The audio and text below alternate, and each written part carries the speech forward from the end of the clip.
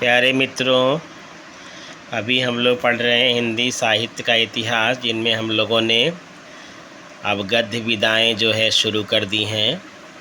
तो इसके पहले की वीडियो में मैंने आपको बहुत कुछ पढ़ाया है, वहाँ जाकर आप देख लें। उपन्यास, कहानी, नाटक, ये सब गद्य विधाएँ मैंने आपको पढ़ाई हैं। आज हम लोग पढ़ेंगे हिंदी आलोचना का विकास। हिंदी आलोचना के विकास में किन किन लेखकों का योगदान रहा, कितनी तरह की आलोचनाएं होती हैं, सारी बातें हम लोग पढ़ेंगे। किसी रचना की सम्यक परीक्षा करते हुए उसके गुण दोषों का उद्घाटन करना समालोचना या आलोचना कहा जाता है। संस्कृत में सैद्धांतिक आलोचना की विकसित परंपरा काव्य शास्त्र के रूप में विद्यमान थी। कालांतर में रीतिकालीन लक्षण ग्रंथकारों ने उसी पद्धति पर लक्षण ग्रंथों की रचना की। कवियों की तुलनात्मक श्रेणियां निर्धारित करने की जो प्रवृत्ति तत्कालीन ग्रंथों में उपलब्ध होती है और जिसके आधार पर सूर, तुलसी, शशि, उड़गन, केशवदास जैसी युक्तियां कही गईं, वे भी आलोचना पद्धति के प्रारंभिक बीज को लिए हुए हैं। रीतिकालीन में समीक्षा का अधिक प्रौढ़ रूप दिखाई देता है। समीक्षा अर्थात आलोचना, क्योंकि उस समय तक गद्य का पूर्ण विकास न हो सका था। भारतेंदु युग में जिस प्रकार गद्य की अन्य विधाओं का श्री गणेश हुआ, उसी प्रकार हिंदी समीक्षा का प्रारंभ भी इसी काल में हुआ। पत्र पत्रिकाओं के प्रकाशन ने हिंदी समालोचना अर्थात आलोचना का द्वार खोल दिया। हिंदी प्रदीप में अपेक्षाकृत गंभीर आलोचनाएं प्रकाशित होती थीं। भारतेंदु जी ने जिस प्रकार अन्य गद्य विधाओं के विकास में योगदान दिया, उसी प्रकार समालोचना के क्षेत्र में भी अपनी प्रतिभा का परिचय दिया। उन्होंने नाटक नामक एक ग्रंथ भरत मुनि के नाट्य शास्त्र के अनुकरण पर लिखा। यह सैद्धांतिक आलोचना का एक प्रौढ़ ग्रंथ है, जिसकी प्रशंसा करते हुए गणपति चंद्र गुप्त ने लिखा है। यह ग्रंथ एक अत्यंत प्रौढ़ रचना है, जिसमें प्राचीन भारतीय नाट्यशास्त्र एवं आधुनिक पाश्चात्य समीक्षा साहित्य का समन्वय करते हुए तत्कालीन हिंदी के नाटककारों के लिए सामान्य नियम निर्धारित किए गए हैं। इस ग्रंथ की रचना सन 1883 में हुई।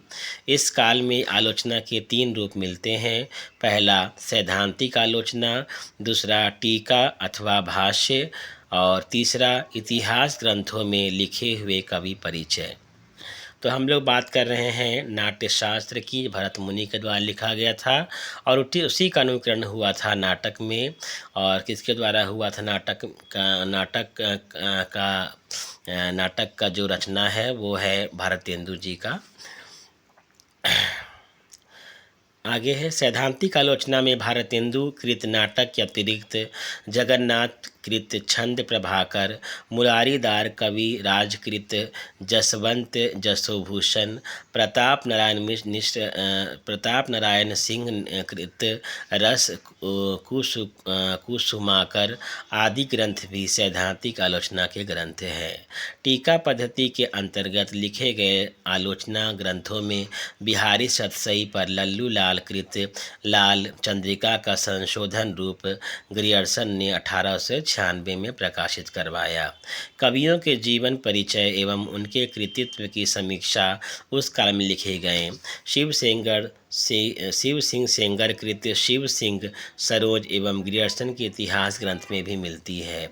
पत्र पत्रिकाओं में प्रकाशित होने वाली पुस्तक समीक्षा में तात्कालीन आलोचना का बीज विद्यमान है। भारतेंदु काल के समालोचकों में बद्री नारायण चौधरी प्रेमघन, बालकृष्ण भट्ट और प्रताप नारायण मिश्र के नाम लिए जा सकते हैं। तो भारतेंदु काल में बद्री नारायण चौधरी प्रेमघन, बालकृष्ण भट्ट और प्रताप नारायण मिश्र जो हैं समालोचकों में श्रेष्ठ हैं। प्रेमघन जी ने लाला श्रीनिवास दास कृत संयोगिता स्वयंवर की समीक्षा अपनी पत्रिका आनंद कादंबनी में की थी। बालकृष्ण भट्ट ने अपने पत्र हिंदी प्रदीप में सच्ची आलोचना शीर्षक से संयोगिता स्वयंवर की आलोचना की। इस प्रकार उन्होंने भारतेंदु के नाटक नील देवी और श्रीनिवास दास के उपन्यास परीक्षा गुरु की भी समीक्षा लिखी। भट्ट जी आलोचना शैली में सरसता, भावात्मकता और व्यंग्यात्मकता का पुट विद्यमान है।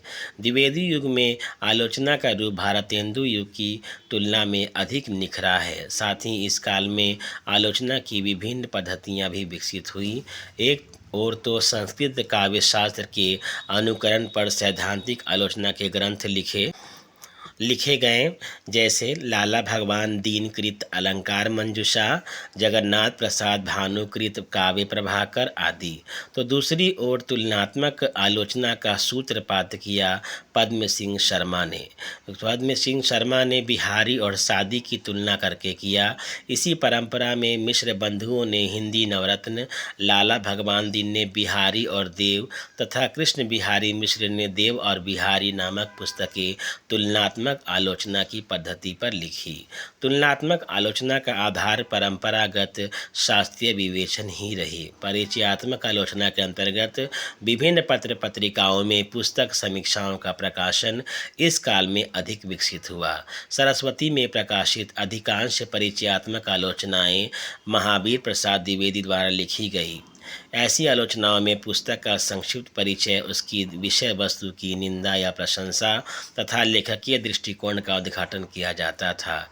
द्विवेदी जी के अनुसार समालोचक का कर्तव्य है कि वह इस बात पर विचार करे कि किसी पुस्तक या प्रबंध में क्या लिखा गया है, किस ढंग से लिखा गया है, वह विषय उपयोगी है या नहीं, उससे किसी का मनोरंजन हो सकता है या नहीं, उससे किसी को भी लाभ पहुंच सकता है या नहीं, लेखक ने कोई नई बात लिखी है या नहीं, यही विचारणीय विषय है। द्विवेदी जी ने एक और भाषा संस्कार के द्वारा लोगों को शुद्ध हिंदी लेखन की ओर अग्रसर किया, तो दूसरी ओर कवियों और लेखकों को उनके कर्तव्यों का बोध भी कराया। आलोचना क्षेत्र में उनका महत्व निर्विवाद रूप से स्वीकार किया जाता है। उन्होंने नवीन एवं प्राचीन का समन्वय किया तथा आगे के आलोचकों को दिशा निर्देश दिए। उनकी शैली सरल, व्यवहारिक एवं सरस है, जिसमें व्यंग्यात्मक पुट भी देखा जा सकता है। इस काल में पाश्चात्य समीक्षकों की आलोचनात्मक कृतियों का अनुवाद भी हिंदी में किया गया। पोप के एसे ऑन क्रिटिज्म का हिंदी अनुवाद बाबू जगन्नाथ दास रत्नाकर ने समालोचना दर्श के नाम से किया।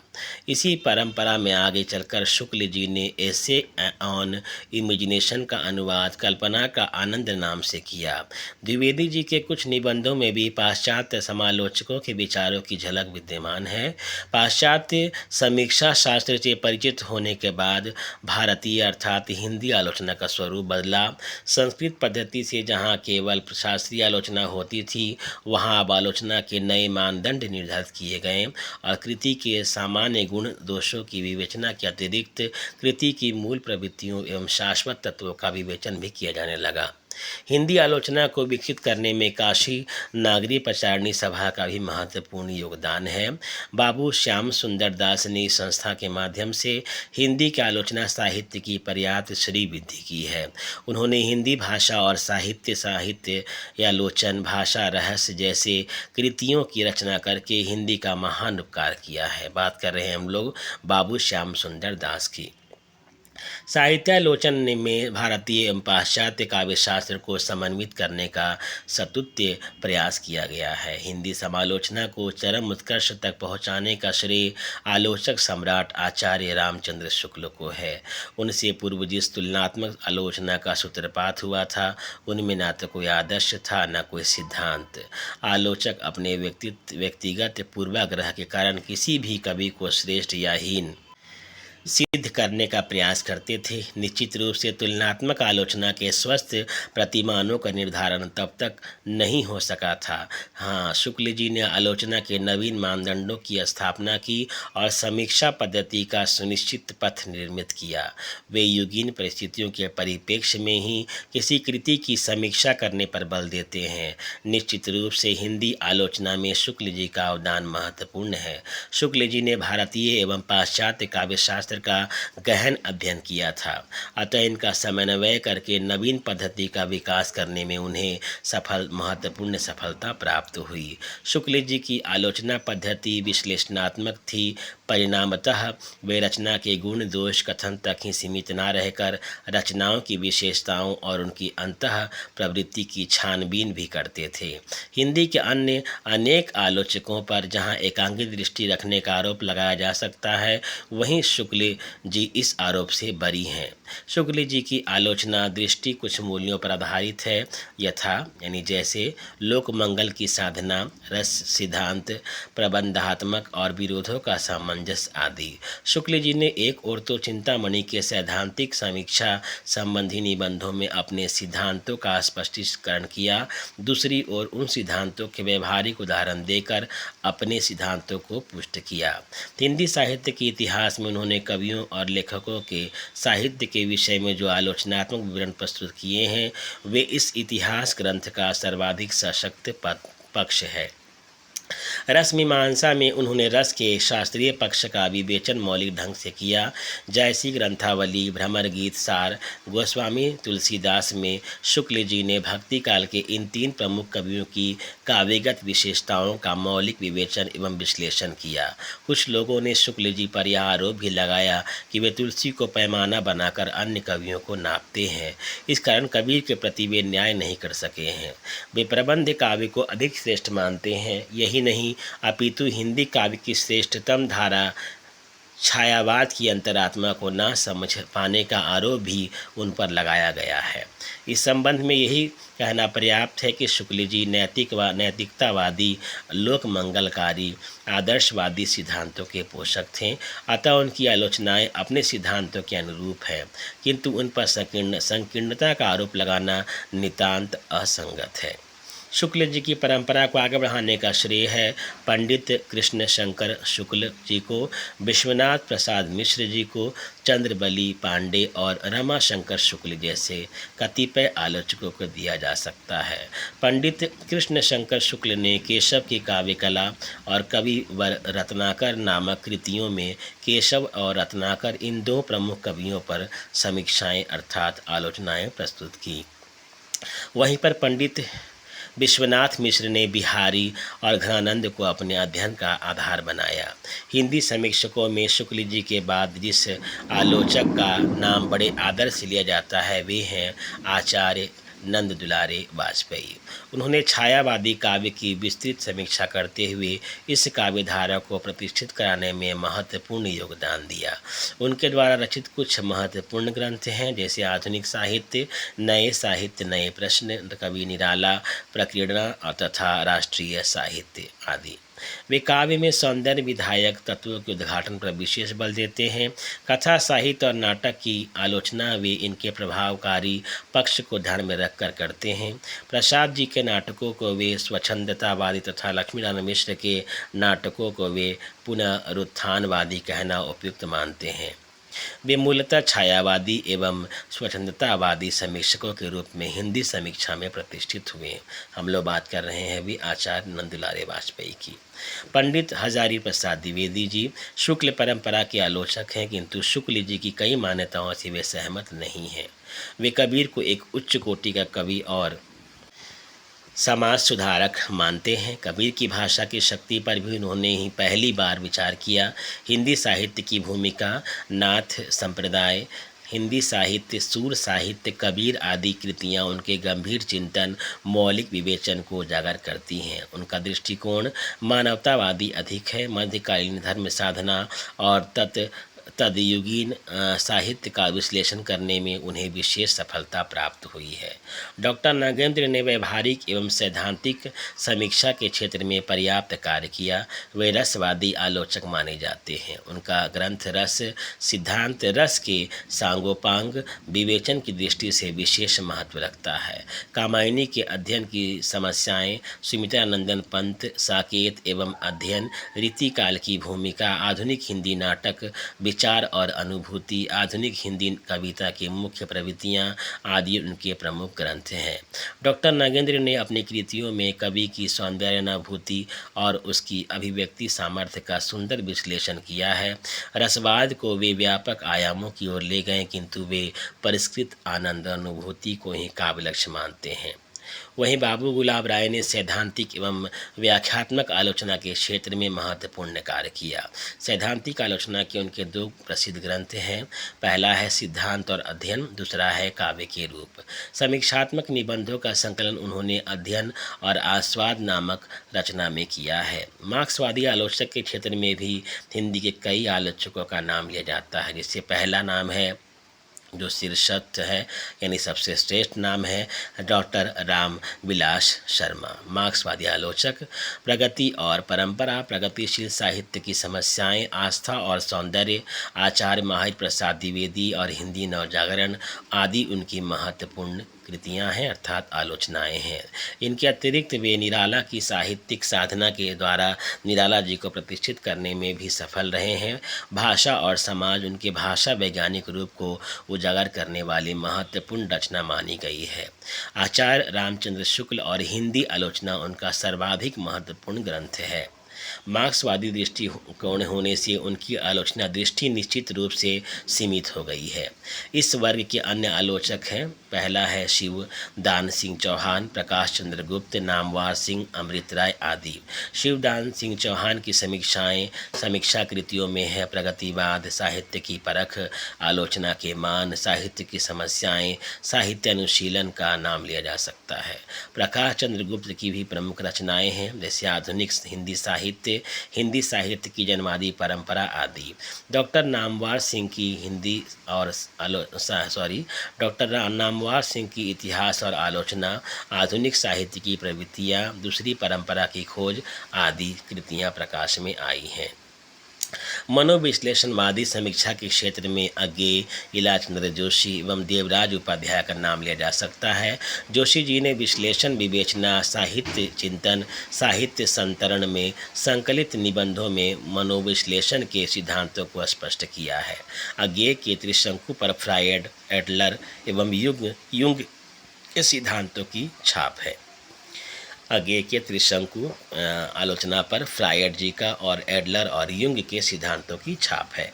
हिंदी की आधुनिक समीक्षा विविध आयामों को लेकर विकसित हो रही है। शैली विज्ञान पर भी इधर कई पुस्तकें प्रकाशित में आई हैं। डॉक्टर विद्यानिवास मिश्र की रीति विज्ञान, भोलानाथ तिवारी की शैली विज्ञान, रविंद्रनाथ श्रीवास्तव कृत शैली विज्ञान और आलोचना की नई भूमिका इस विषय की उत्कृष्ट रचनाएं हैं। विभिन्न विषयों पर होने वाले शोध कार्यों ने भी हिंदी समीक्षा की श्रीवृद्धि की है। आजकल अनेक पत्रिकाएं प्रकाशित हो रही हैं जो आलोचना को समृद्ध कर रही हैं, जैसे आलोचना, समीक्षा, प्रतीक, वार्षिकी, माध्यम आदि। हिंदी की नवीन आलोचनाएं तभी अधिक सुगम होंगी जब हम प्राचीन एवं नवीन ज्ञान का समन्वय कर सकें।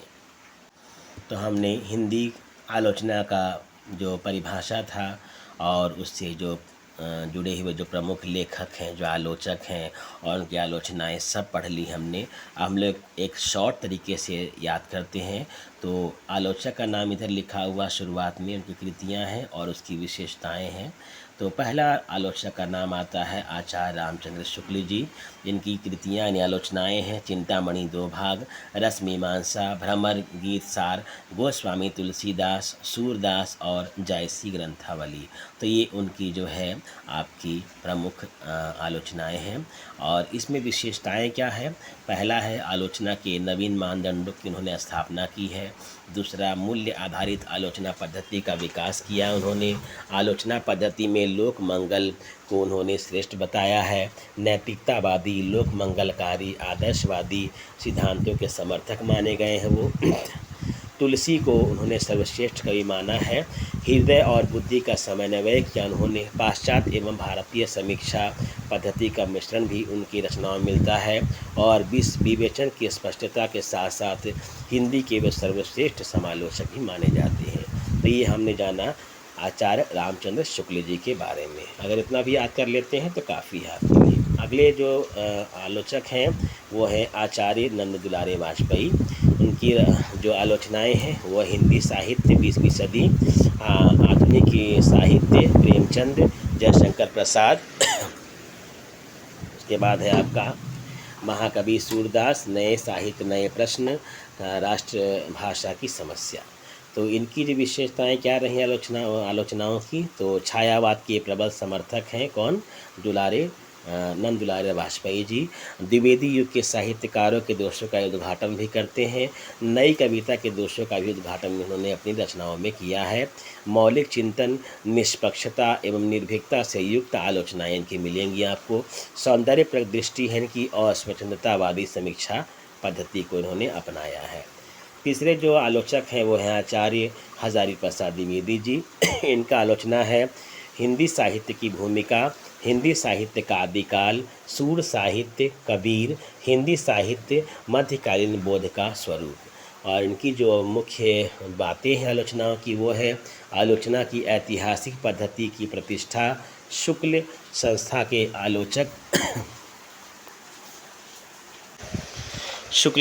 के आलोचक होते हुए भी मानवतावादी दृष्टिकोण इन्होंने अपनाया है और ऐतिहासिक पद्धति के कारण शुक्ल जी से ये अलग हैं। मानवीय मूल्यों में गहन आस्था है इनकी, किनकी, आचार्य हजारी प्रसाद द्विवेदी जी की। कबीर के भाषागत वैशिष्ट्य को उजागर किया इन्होंने। वहीं साहित्य को सांस्कृतिक पृष्ठभूमि से जोड़ने वाले आलोचक हैं ये। फिर मनुष्यता को साहित्य और रस का पर्याय मानने वाले भी आलोचक माने जाते हैं आचार्य हजारी प्रसाद द्विवेदी जी। अब अगले आलोचक की बात करते हैं हम लोग, जो बहुत महत्वपूर्ण है, तो वो हैं डॉक्टर नागेंद्र। इनकी रचनाएं बहुत सारी हैं। रस सिद्धांत, सुमित्रानंद पंत, साकेत अध्ययन, रीति काव्य की भूमिका, देव और उनकी कविता, आधुनिक हिंदी नाटक, विचार और अनुभूति, आधुनिक हिंदी कविता की प्रमुख प्रवृत्तियाँ, कामायनी के अध्ययन की समस्याएं, नई समीक्षा, नए संदर्भ, भारतीय सौंदर्य शास्त्र की भूमिका, पाश्चात्य काव्य शास्त्र की परंपरा, शैली विज्ञान। डॉक्टर नागेंद्र की विशेषताएं क्या रही आलोचनाओं की, तो रसवादी आलोचक के रूप में प्रसिद्ध कौन है, डॉक्टर नागेंद्र। छायावादी आलोचक के रूप में प्रसिद्ध हैं ये। फ्रायड के मनोविज्ञान से प्रभावित समालोचक हैं ये। पाश्चात्य समीक्षकों से बहुत प्रभावित हैं। कवि के व्यक्तित्व की स्वीकृति इन्होंने स्वीकारी है। परिष्कृत आनंदानुभूति में नैतिक मूल्यों का भी इन्होंने समावेश किया है। और उसके बाद आता है नाम डॉक्टर रामविलास शर्मा का। प्रगति और परंपरा, ये इनकी आलोचनाएं हैं। प्रगतिशील साहित्य की समस्याएं, आस्था और सौंदर्य, भाषा साहित्य और संस्कृति, मार्क्सवाद और प्राचीन साहित्य का मूल्यांकन, आचार्य रामचंद्र शुक्ल और हिंदी आलोचना, प्रेमचंद और उनका युग, भारतेंदु युग, भाषा और समाज, महावीर प्रसाद द्विवेदी और हिंदी नवजागरण, नई कविता और अस्तित्ववाद, प्राचीन भारत के भाषा परिवार, मार्क्स और पिछड़े हुए समाज। ये उनकी प्रमुख आलोचनाएं थीं। अब बात करेंगे कि उनकी आलोचनाओं की विशेषता क्या रही। तो डॉक्टर रामविलास शर्मा प्रगतिवादी आलोचक के रूप में प्रसिद्ध हैं। मार्क्सवाद के समर्थक हैं डॉक्टर रामविलास शर्मा और वर्ण भेद के आधार पर समीक्षा करने वाले आलोचक हैं ये। हिंदी साहित्य को मार्क्सवादी सिद्धांत पर परखने वाले समीक्षक हैं डॉक्टर रामविलास शर्मा। हिंदी साहित्य को नवजागरण से जोड़ने वाले हैं रामविलास शर्मा और आलोचना को भाषाई रीतिबद्धता से उन्होंने मुक्त भी किया है। अगला नाम है डॉक्टर नामवर सिंह। इनका जो आलोचना है कहानी और नई कहानी, छायावाद, कविता के नए प्रतिमान, दूसरी परंपरा की खोज, इतिहास और आलोचना, आधुनिक साहित्य की प्रवृत्तियाँ, ठीक है ना। तो ये उनका जो है प्रमुख आलोचनाएं हैं। और डॉक्टर रामवर सिंह की आलोचनाओं की जो विशेषताएं रही, मार्क्सवाद के समर्थक होते हुए रामविलास जी की भांति मार्क्सवादी आलोचक नहीं है ये। आचार्य हजारी प्रसाद द्विवेदी के समर्थक आलोचक हैं ये। शुक्ल विरोधी खेमे के आलोचक हैं ये। आलोचना में ईमानदारी एवं प्रामाणिकता का समावेश है इनका। अब आलोचना के कुछ अन्य ग्रंथ भी हैं, जैसे शिवदान सिंह चौहान जी की है प्रगतिवाद, साहित्य की परख, आलोचना के मान, साहित्य की समस्याएं, साहित्यानुशीलन, प्रकाश चंद्र गुप्त की है नया हिंदी साहित्य, आधुनिक हिंदी साहित्य, हिंदी साहित्य की जनवादी परंपरा, वहीं अमृत राय जी की है नई समीक्षा, डॉक्टर देवराज की है छायावाद का पतन, साहित्य चिंतन, आधुनिक समीक्षा, प्रतिक्रियाएं, अज्ञे जी की है त्रिशंकु और आत्मनेपद, ईला चंद्र जोशी जी की है साहित्य सर्जना, विवेचना, साहित्य संतरण, विश्लेषण, साहित्य चिंतन। ठीक है, और भी लोग हैं आप देख सकते हैं, जैसे मुख्य नाम है आपका 13 में मुक्ति बोध जी का, इनका है एक साहित्यिक की डायरी, नई कविता का आत्मसंघर्ष, नए साहित्य का सौंदर्य शास्त्र। डॉक्टर निर्मला जैन का भी है रस सिद्धांत और सौंदर्य साहित्य। उसके बाद है 14वें नंबर पर, 13वें नंबर पर है मुक्ति बोध, एक साहित्य की डायरी, तो पढ़ दिया मैंने। और 14वें नंबर पर है गिरजा कुमार माथुर, नई कविता सीमाएं और संभावनाएं। धर्मवीर भारती की है मानव मूल्य और साहित्य। और भी बहुत सारे लोग हैं, डॉक्टर रघुवंश है नेमी चंद्र जैन है आधुनिक साक्षात्कार, और लक्ष्मीकांत वर्मा है नई कविता के प्रतिमान, नए प्रतिमान पुराने निष्कर्ष। तो ये हम लोगों ने जाना आपको कि जो और भी अन्य जो आलोचक हैं आप लोग देख लेंगे एक बार। ठीक है।